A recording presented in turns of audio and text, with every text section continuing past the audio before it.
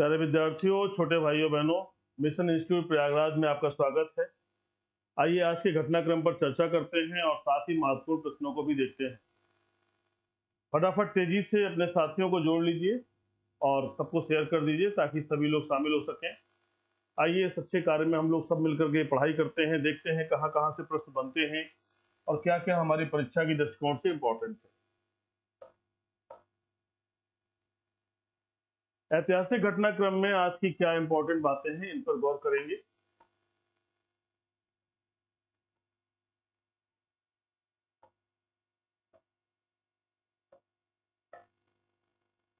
आज 13 दिसंबर है और आज के घटनाक्रम में 1955 में आज के दिन भारत और सोवियत संघ ने पंचशील प्रकाशन को स्वीकार किया। 1921 में बनारस हिंदू विश्वविद्यालय का उद्घाटन प्रिंस ऑफ वेल्स ने किया। 2001 में दिल्ली स्थित भारतीय संसद में आतंकवादी हमला हुआ। 2004 में इस्लामाबाद में भारत और पाकिस्तान के बीच परमाणु और तर्करीक वार्ता प्रारंभ हुई। और पांचवी ऐतिहासिक घटना 1981 में पोलैंड में सेना द्वारा सत्ता पर कब्जा किया गया। तो आज की ऐतिहासिक घटनाएं प्यारे विद्यार्थियों ये थी, इन पर ध्यान रखिएगा।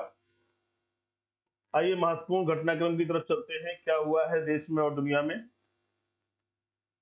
पहली खबर क्या है, फिजी 15 से 17 फरवरी 2023 तक क्या हो रहा है। फिजी में 15 से 17 फरवरी 2023 तक 12वें विश्व हिंदी सम्मेलन की मेजबानी करेगा।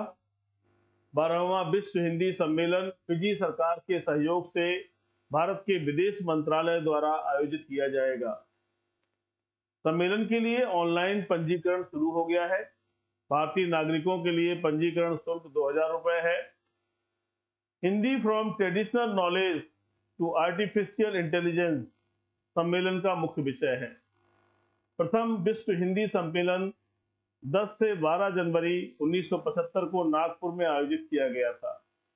प्यारे विद्यार्थियों, अब आपके लिए कई प्रश्न बन गए। पहला प्रश्न तो ये हो गया कि 15 से 17 फरवरी 2023 को कहां पर हो रहा है। फिजी में विश्व हिंदी सम्मेलन हो रहा है। विश्व हिंदी सम्मेलन, और कौन से सम्मेलन है ये 12वां है। ये सब प्रश्न हो गए आपके लिए। कौन कर रहा है, विदेश मंत्रालय कर रहा है, फिजी सरकार कर रही है। ऑनलाइन रजिस्ट्रेशन है। शुल्क कितना है, 2000 रुपए है, याद रखिएगा। और जो इसका विषय है वो क्या है, Hindi from traditional knowledge to artificial intelligence सम्मेलन है। ये सम्मेलन का मुख्य विषय है, यानी टॉपिक है आपका Hindi from traditional knowledge to artificial intelligence, इसका मुख्य विषय है। और ये पूछा जा सकता है कि पहला हिंदी सम्मेलन जो विश्व स्तर का था वो 10 से 12 जनवरी 1975 में किया गया था। कहां पर, नागपुर में। तो 1 2 3 4 5 6 7 8 क्वेश्चन आपके बन गए। कहने का मतलब है जब भी आप कोई भी विषय पढ़ते हैं तो उसे अपने हिसाब से अकॉर्डिंगली पार्ट्स में डिवाइड कर लीजिए, ताकि आप स्वयं प्रश्नों को बना सकें कि पहला कब हुआ, अभी कब हो रहा है, टॉपिक क्या है। ऐसे क्वेश्चन आपके आते हैं, तो ध्यान रखिएगा। बहुत अच्छा प्रश्न था, इससे कुछ ना कुछ बहुत सारी बातें आने की उम्मीद है। 2023 की परीक्षाओं में ऐसे विषय आपको दिखाई पड़ेंगे और आपको महसूस होगा कि सर ने जो बातें बताई थी वो हमारे सामने परीक्षा में आ रही है। आइए